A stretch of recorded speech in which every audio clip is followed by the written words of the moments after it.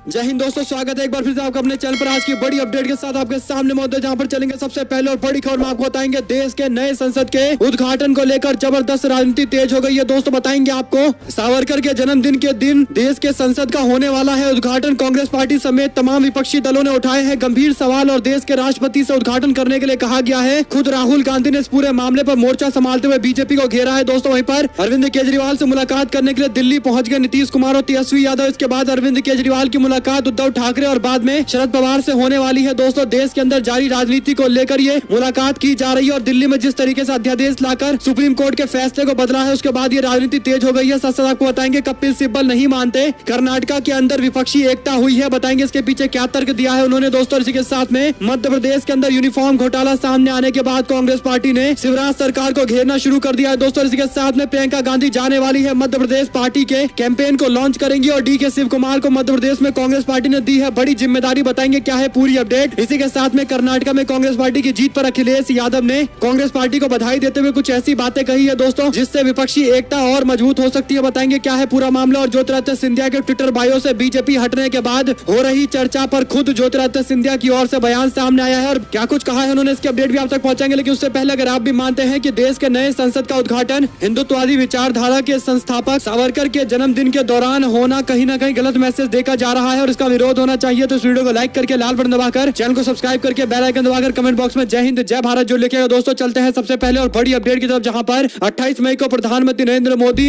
नई संसद की बिल्डिंग का उद्घाटन करेंगे। कांग्रेस पार्टी के नेता राहुल गांधी ने इसका जबरदस्त विरोध किया है। उन्होंने अपने सोशल मीडिया हैंडल से लिखा कि संसद के भवन का उद्घाटन राष्ट्रपति द्रौपदी मुर्मू को करना चाहिए, प्रधानमंत्री को उद्घाटन नहीं करना चाहिए। उधर तमाम विपक्षी दलों ने कांग्रेस पार्टी के साथ मिलकर बिल्डिंग के इनॉग्रेशन की तारीख को लेकर सवाल खड़ा किया है। दरअसल दोस्तों 28 मई को हिंदुत्व के विचारक वीडी सावरकर की जन्म जयंती होती है और इस दौरान संसद भवन का उद्घाटन होना एक गलत मैसेज देने जैसा है। आप लोग किस पर जो भी राय हो लिखकर जरूर बताएंगे। विपक्ष की ओर से विरोध किया जा रहा है। साथ साथ दोस्तों बिहार के मुख्यमंत्री नीतीश कुमार दिल्ली पहुंचे थे अरविंद केजरीवाल से मुलाकात करने के लिए, उनके आवास पर पहुंचे। इस दौरान मुख्यमंत्री के साथ उप मुख्यमंत्री तेजस्वी यादव भी मौजूद रहे, वहीं पर जेडीयू के मंत्री संजय झा भी मौजूद रहे। दोस्तों मुलाकात के दौरान सर्विसेज मामले में केंद्र सरकार के अध्यादेश को लेकर विरोध किया गया है। केजरीवाल ने जेडीयू के नेता नीतीश कुमार और आरजेडी के नेता तेजस्वी यादव से इस मामले में राज्यसभा में समर्थन की अपील की है। आम आदमी पार्टी के संयोजक का कहना था कि केंद्र के अध्यादेश को लेकर वो विपक्षी नेताओं से समर्थन मांगेंगे। बैठक के बाद अरविंद केजरीवाल ने कहा कि मैं नीतीश कुमार और तेजस्वी यादव का धन्यवाद करता हूं जो हमारे समर्थन में है। आज उन्होंने कहा है कि हम सब मिलकर इसके खिलाफ लड़ेंगे। वो पूरे देश में विपक्ष को इकट्ठा करने में जुटे हैं। मैंने उनसे निवेदन किया है कि अगर सारा विपक्ष एकजुट हो जाए तो अध्यादेश को राज्यसभा में हराया जा सकता है। अगर ऐसा हुआ तो 2024 का ये सेमीफाइनल होगा। दरअसल दोस्तों दिल्ली के अंदर सर्विसेज का सारा कंट्रोल दिल्ली सरकार को सुप्रीम कोर्ट ने दे दिया था। सुप्रीम कोर्ट के 5 जजों की बेंच ने ये फैसला दिया था कि देश के कॉन्स्टिट्यूशन के अनुसार दिल्ली सरकार के पास वो सारी ताकतें हैं जो अन्य राज्य सरकारों के पास है, यानी एलजी को जितने भी काम है सारे दिल्ली सरकार के रिकमेंडेशन पर ही करने पड़ेंगे, यानी दिल्ली सरकार के आदेश का पालन करना पड़ेगा एलजी को, चाहे सर्विसेज का मामला हो। जिसके बाद दोस्तों सर्विसेज यानी अधिकारियों के ट्रांसफर से लेकर उनके सर्विसेज के सारे मामले दिल्ली सरकार के कंट्रोल में आ गए थे। जिसके बाद आम आदमी पार्टी ने जोरदार तरीके से जश्न भी मनाया था और इसे लोकतंत्र का जीत बताया था दोस्तों। लेकिन 4-5 दिनों के बाद ही केंद्र की मोदी सरकार अध्यादेश लेकर आई है और ऑर्डिनेंस लाकर पुरानी स्थिति को फिर से बहाल कर दिया गया है, यानी दोस्तों सुप्रीम कोर्ट के आदेश को ओवरटर्न किया गया है। आपको बता दें कि सुप्रीम कोर्ट में छुट्टियां चल रही है और इसीलिए अभी इस पर रिव्यू नहीं हो पाया है। ये बात तय है कि कोर्ट में जब ये मामला पहुंचेगा तो कोर्ट इसे स्वीकार नहीं करेगा और इसे पूरी तरीके से अध्यादेश को अनकॉन्स्टिट्यूशनल बताकर खारिज करेगा। दोस्तों ये बात तो लगभग तय दिखाई दे रही है। लेकिन अगर ये मामला और आगे बढ़ा और अध्यादेश को पास करने के लिए कानून लेकर आया गया तो संसद के दोनों सदनों से गुजरना पड़ेगा। लोकसभा के अंदर तो भारतीय जनता पार्टी की मेजोरिटी है, लेकिन अगर राज्यसभा में पूरा विपक्ष एकजुट हो जाए तो कोई भी कानून पास नहीं हो पाएगा और इसीलिए अध्यादेश को कानून बनाने से रोकने के लिए अरविंद केजरीवाल तमाम विपक्षी दलों से मुलाकात कर रहे हैं। बीते दिन उन्होंने नीतीश कुमार और तेजस्वी यादव से मुलाकात की है। दोनों नेताओं ने आश्वासन दिया है कि राज्यसभा के अंदर बीजेपी सरकार के कानून का विरोध किया जाएगा। साथ साथ दोस्तों अरविंद केजरीवाल ने इसी के साथ में उद्धव ठाकरे और शरद पवार से भी मुलाकात का समय मांगा है। जो जानकारी सामने आई है उसके अनुसार सीएम अरविंद केजरीवाल उद्धव ठाकरे से 24 मई को मुलाकात कर सकते हैं। एनसीपी के चीफ शरद पवार से उनकी मुलाकात 25 तारीख को मुंबई में हो सकती है। दोस्तों हालांकि कांग्रेस पार्टी ने अभी तक अपना रुख स्पष्ट नहीं किया है। देखते हैं कांग्रेस पार्टी किस तरीके की रणनीति अपनाती है। साथ साथ दोस्तों कर्नाटका के चुनाव में जिस तरीके से कांग्रेस पार्टी ने एक प्लान बनाया था और उसको इम्प्लीमेंट किया, सरकार बनाई, उसी तरीके का प्लान इम्प्लीमेंटेशन अब मध्य प्रदेश में करने की तैयारी चल रही है। कांग्रेस पार्टी का मध्य प्रदेश में जबरदस्त तैयारी शुरू हो चुका है। दोस्तों आपको बता दें कि मध्य प्रदेश के अंदर कांग्रेस पार्टी ने अपने वादों को जनता के बीच में ले जाना शुरू कर दिया है। कांग्रेस पार्टी की नारी सम्मान योजना के तहत महिलाओं को 1500 रुपए प्रति माह देने की बात कही गई है, यानी एक साल के 18,000 रुपए दिए जाएंगे। साथ साथ दोस्तों रसोई गैस का सिलेंडर 500 रुपए का दिया जाएगा। ये वादा कांग्रेस पार्टी ने किया है और इससे एस्टीमेट निकाला गया तो पता चला कि जनता को कम से कम 7,000 रुपए से अधिक की बचत सिलेंडर के दामों पर ही होगी, क्योंकि सरकार मात्र 500 रुपए मुहैया कराएगी। वहीं कांग्रेस पार्टी ने रजिस्ट्रेशन की प्रक्रिया भी शुरू कर दी है। 1 लाख महिलाएं अभी तक पंजीकृत हो चुकी है, जो जानकारी दी गई है। दोस्तों आपको बता दें कि मध्य प्रदेश कांग्रेस लगातार सोशल मीडिया के माध्यम से लोगों तक ये मैसेज पहुंचा रही है। साथ साथ मध्य प्रदेश की जिम्मेदारी अब खुद डीके शिव कुमार संभालने वाले हैं। आपको बता दें कि मध्य प्रदेश की राजनीति में एंट्री होने जा रही है डीके शिव कुमार की। बताया जा रहा है कि पूर्व सीएम कमलनाथ और डीके शिव कुमार की जुगलबंदी मध्य प्रदेश में देखने को मिलेगी। आगामी विधानसभा चुनाव के मद्देनजर डीके शिव कुमार पूर्व सीएम कमलनाथ के साथ मिलकर चुनाव प्रबंधन का काम संभालेंगे। इसी सिलसिले में 24 मई को दिल्ली में कांग्रेस पार्टी की बैठक होने जा रही है, जिसमें तय होगा कि मध्य प्रदेश में किन नेताओं को भेजा जाएगा। मध्य प्रदेश में 6 महीने के अंदर विधानसभा का चुनाव होने वाला है। मुख्य विपक्षी दल कांग्रेस पार्टी पिछली बार चुनाव जीत कर आई थी, लेकिन ज्योतिरादित्य सिंधिया की वजह से सरकार से हाथ धोना पड़ा था और इस बार पार्टी को उम्मीद है कि जनता की सिंपैथी भी उनके साथ में है और भाजपा सरकार जो चली है पिछले 4 सालों में उससे जनता काफी त्रस्त है। कांग्रेस पार्टी के नेता मल्लिकार्जुन खड़गे ने दिल्ली में ये बैठक बुलाई है 24 तारीख को, जिसमें राहुल गांधी भी शामिल होंगे, कमलनाथ खुद मौजूद रहेंगे, पूर्व केंद्रीय मंत्री सुरेश पचौरी भी रहेंगे, राज्यसभा के सदस्य दिग्विजय सिंह रहेंगे, पूर्व प्रदेश के अध्यक्ष अरुण यादव मौजूद रहेंगे, नेता प्रतिपक्ष गोविंद सिंह मौजूद रहेंगे, अजय सिंह मौजूद रहेंगे और कांतिलाल भूरिया भी मौजूद रहेंगे। कांग्रेस पार्टी मीडिया विभाग की ओर से जानकारी देते हुए कहा गया है कि प्रियंका गांधी 12 जून को मध्य प्रदेश पहुंचने वाली है, जहां पर मां नर्मदा का आशीर्वाद लेकर प्रियंका गांधी चुनाव के अभियान की शुरुआत करेंगी, शंखनाद करेंगी। 12 जून को प्रियंका गांधी का विशाल रोड शो भी होगा और एक जनसभा को संबोधित करेंगी। इससे ये बातें स्पष्ट हो चुकी है कि मध्य प्रदेश के अंदर कांग्रेस पार्टी का पूरा फोकस है। दोस्तों कांग्रेस पार्टी ने इसी मामले को लेकर अब शिवराज सिंह चौहान पर निशाना साधना शुरू कर दिया है। शिवराज सिंह चौहान ने एक वीडियो शेयर किया था 5 मई का, जिसमें शिवराज सिंह चौहान लिखते हैं कि जीवन संगनी को विवाह वर्षगांठ की शुभकामनाएं और उनकी पत्नी एक चूल्हे पर खाना बनाती दिखाई दे रही है। दोस्तों इस पर मध्य प्रदेश कांग्रेस की ओर से तंज कसते हुए कहा गया कि आदरणीय मामा जी, अब आपकी जल्द ही चूल्हा फूकने की तकलीफ खत्म होने वाली है, क्योंकि कमलनाथ जी के मुख्यमंत्री बनते ही आपको 500 रुपए का गैस सिलेंडर मिल जाएगा। यानी दोस्तों अपने वादे को गिनवाते हुए कांग्रेस पार्टी ने तंज भी कसा है। आप लोग की जो भी राय हो लिखकर जरूर बताएगा। साथ साथ मध्य प्रदेश के चुनाव के मद्देनजर बालाघाट के बड़े नेता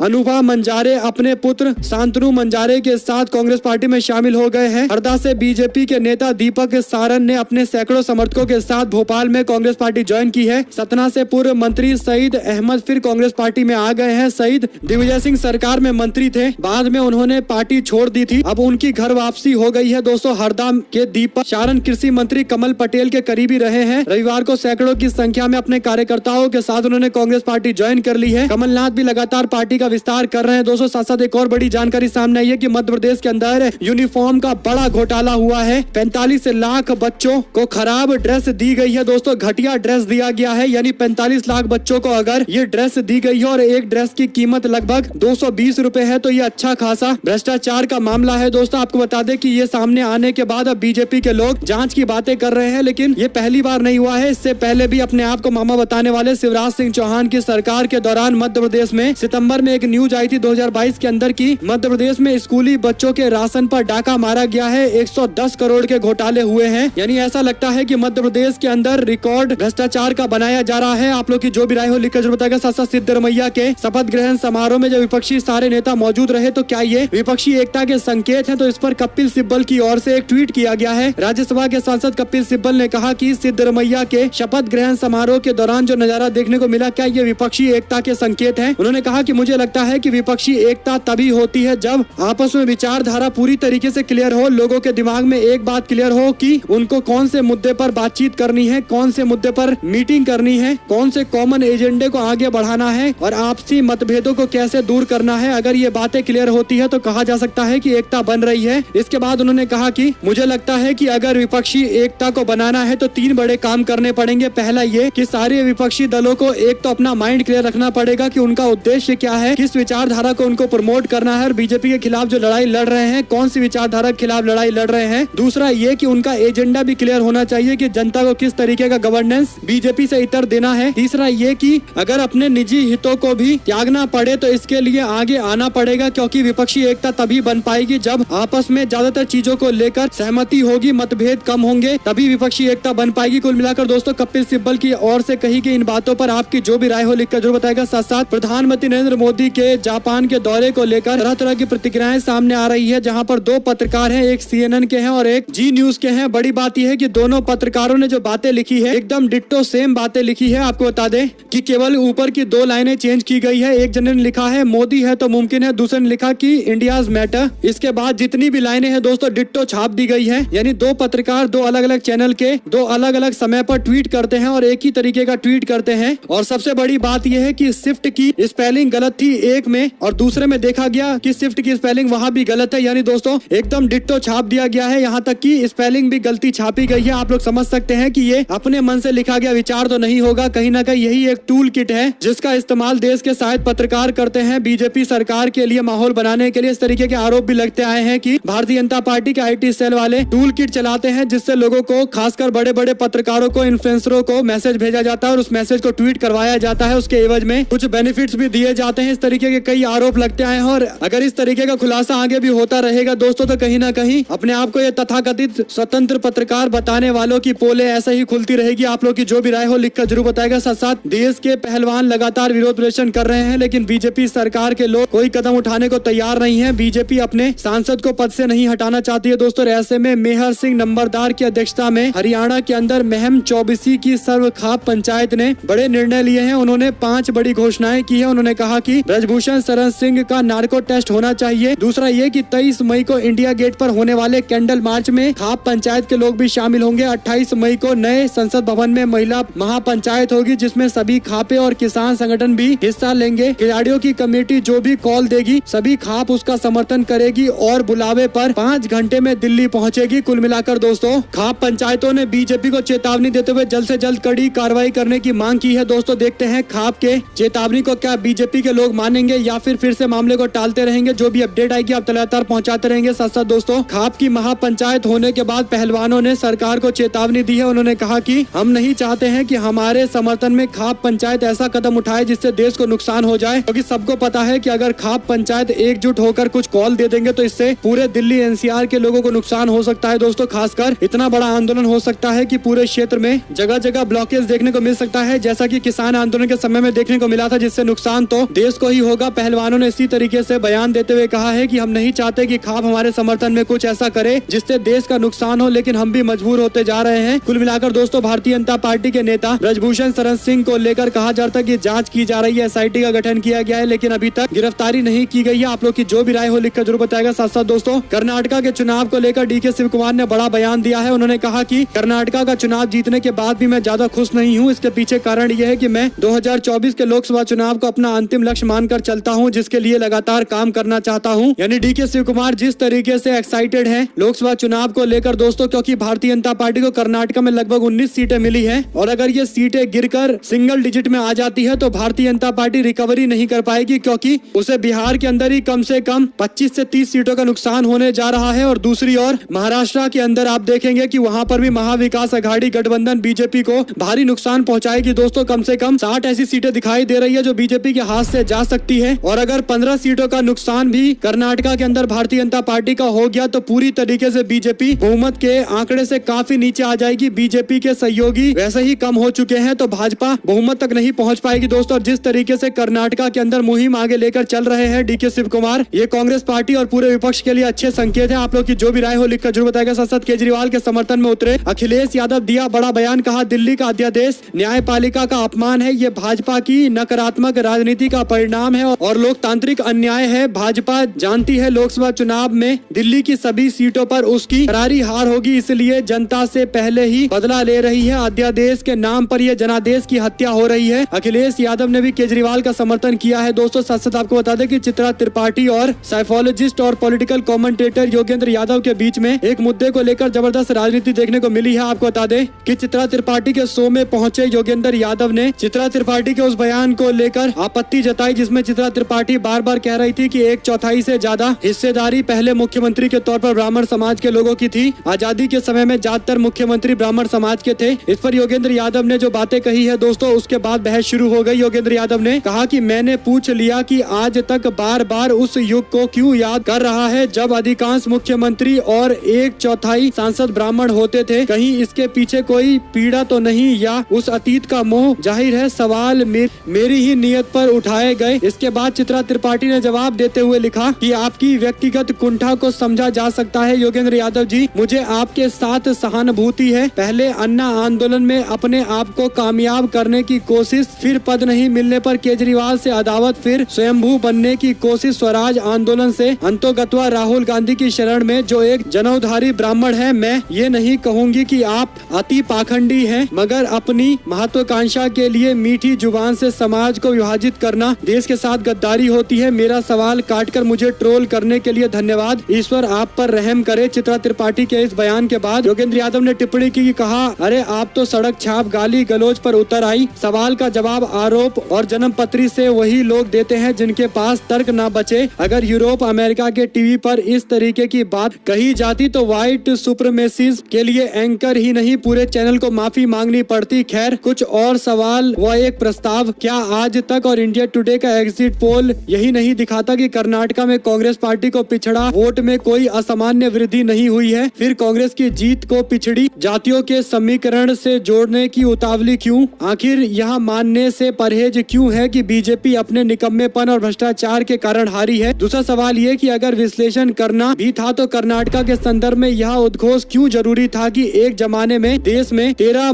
ब्राह्मण मुख्यमंत्री थे और 1/4 ब्राह्मण सांसद थे। आपने शो में कांग्रेस के प्रवक्ता के बार बार यह सही सवाल पूछो कि उनको सरकार ने 2011 के सर्वे की रिपोर्ट जारी क्यों नहीं की, लेकिन मेरे 2 बार सवाल पूछने के बाद भी बीजेपी के प्रवक्ता से यह क्यों नहीं पूछा गया कि उन्होंने 2010 में जाति जनगणना और 2018 में ओबीसी जनगणना का समर्थन क्यों किया था? कुल मिलाकर योगेंद्र यादव जाने माने पॉलिटिकल कमेंटेटर है और उनसे बहस में जीत पाना लगभग असंभव है और खासकर ये तथाकथित पत्रकारों के लिए तो लगभग असंभव ही है कि एकेडमिक डिबेट करके योगेंद्र यादव को हराया जा सके और इसीलिए शायद इस तरीके की निचले स्तर की बयानबाजी की जा रही है। दोयम दर्जे की भाषा का इस्तेमाल किया गया है। आपने देखा ही होगा कि चित्रा त्रिपाठी की भाषा और योगेंद्र यादव की भाषा में कितना अंतर है। वहीं पर दोस्तों, प्रधानमंत्री नरेंद्र मोदी 2000 का नोट नहीं लाना चाहते थे। उन्होंने यह कहा था कि ये लेने देने के लिए सही नहीं है। प्रधानमंत्री के पूर्व प्रधान सचिव नृपेंद्र मिश्र ने यह बयान दिया है। उन्होंने कहा कि प्रधानमंत्री मोदी 2000 के नोट नहीं लाने के समर्थन में थे। वो चाहते थे कि 2000 का नोट नहीं आना चाहिए, जिस पर पत्रकार रणविजय सिंह बोले, कहा पीएम मोदी न चाहने के बावजूद भी 2000 का नोट जारी हो गया। ये गंभीर विषय है। वो कौन है जो प्रधानमंत्री की भी नहीं सुन रहा है? इतना ताकतवर कौन है? कुल मिलाकर दोस्तों, पहले जनता को ये बोलकर गुमराह किया गया कि 2000 के नोट में चिप लगाए गए हैं, नैनो टेक्नोलॉजी वाले चिप हैं, जिससे कोई भ्रष्टाचार करेगा तो तुरंत पता चल जाएगा। लेकिन अब प्रधानमंत्री के अपने पर्सनल सेक्रेटरी ये बयान देते हुए कह रहे हैं कि प्रधानमंत्री इसके समर्थक नहीं थे कि 2000 का नोट जारी किया जाना चाहिए। तो कुल मिलाकर दोस्तों, देश को पूरी तरीके से हर तरीके से घुमाकर भ्रम में ही रखा जा रहा है। साथ जयराम रमेश बोले, कहा एकमात्र आर्किटेक्ट, डिजाइनर और कार्यकर्ता जो 28 मई को उद्घाटन करेंगे, यानी प्रधानमंत्री नरेंद्र मोदी पर यह तंज कसा गया है। साथ साथ कांग्रेस पार्टी की राजस्थान इकाई की आला कमान के लिए सिरदर्द बन चुके सचिन पायलट को लेकर बड़ी जानकारी सामने आई है। दोस्तों, सचिन पायलट और अशोक गहलोत के बीच में तनाव को लेकर सुखजिंदर सिंह रंधावा ने बयान देते हुए कहा है कि वो जो कर रहे हैं उससे पार्टी का कोई लेना देना है नहीं। उन्होंने आगे कहा कि राजनीति में किसी को स्थायी मित्र या शत्रु नहीं कहा जा सकता। हम सचिन पायलट से बात करेंगे। बता दें कि पायलट ने हाल ही में अपनी यात्रा समाप्त की है और अशोक गहलोत को 15 दिनों का अल्टीमेटम दिया है जो राज्य में भ्रष्टाचार से जुड़े मामलों में कार्रवाई करे, ऐसा कहा गया है। दोस्तों, कांग्रेस पार्टी ने 31 मई तक कार्रवाई नहीं करने पर सड़क पर उतरने की बात कही है। आप लोग की जो भी राय हो लिखकर जरूर बताएगा। साथ साथ ज्योतिरादित्य सिंधिया ने ट्विटर बायो से बीजेपी हटाया था तो इस पर चर्चाएं तेज हो गई थी। अब ज्योतिरादित्य सिंधिया ने बयान जारी किया है। दोस्तों, ज्योतिरादित्य सिंधिया बोले, कहा मध्य प्रदेश में कांग्रेस पार्टी के पास जनता का कोई मुद्दा नहीं है, इसलिए सुबह शाम केवल झूठ और प्रोपोगेंडा फैलाते रहते हैं। मेरे ट्विटर बायो से अच्छा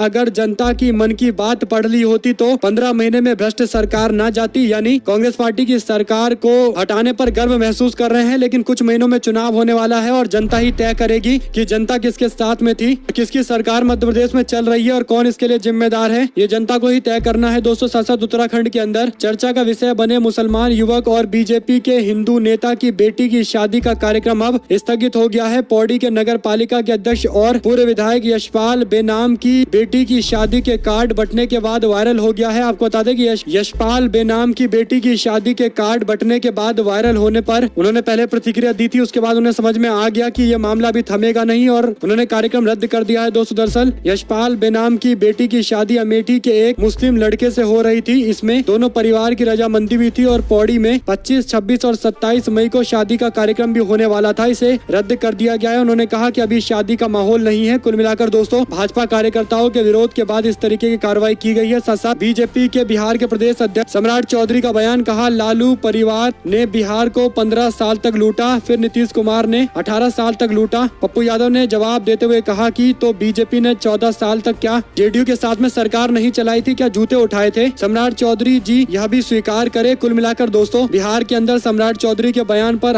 अमूमन कोई ना कोई विवाद हो ही जाता है और एक बार फिर से उनकी ओर से यह बयान दिया गया है जिसका कोई तुक दिखाई नहीं दे रहा है। साथ साथ कर्नाटका में कांग्रेस पार्टी की सरकार बनने के बाद अखिलेश यादव का बयान, कहा उम्मीद है नई सरकार नया नेतृत्व जनता को फायदा पहुंचाएगी। साथ साथ दोस्तों प्रधानमंत्री मोदी ने रिसाइकल्ड वेस्ट के बने हुए कपड़े को पहना है। इस तरीके का सोशल मीडिया पर सारे मीडिया वालों ने एक ही साथ न्यूज लॉन्च किया था, जिसके बाद लोग दावा कर रहे हैं कि यह टूल किट का इस्तेमाल है। साथ साथ जम्मू कश्मीर में अनुच्छेद 370 बहाल होने तक विधानसभा का चुनाव नहीं लड़ेंगे महबूबा मुफ्ती, यह बयान उनकी ओर से दिया गया है। अगर आप लोग को भी खबर अच्छी लगी हो तो इस वीडियो को लाइक करके लाल बटन दबाकर चैनल को सब्सक्राइब करके बेल आइकन दबाकर कमेंट बॉक्स में जय हिंद जय भारत जरूर लिखिएगा। दोस्तों जुड़े दोस्तों भाइयों बहनों मित्रों का बहुत बहुत धन्यवाद। देख रहे थे आपका अपना चैनल जय हिंद जय भारत, वंदे मातरम।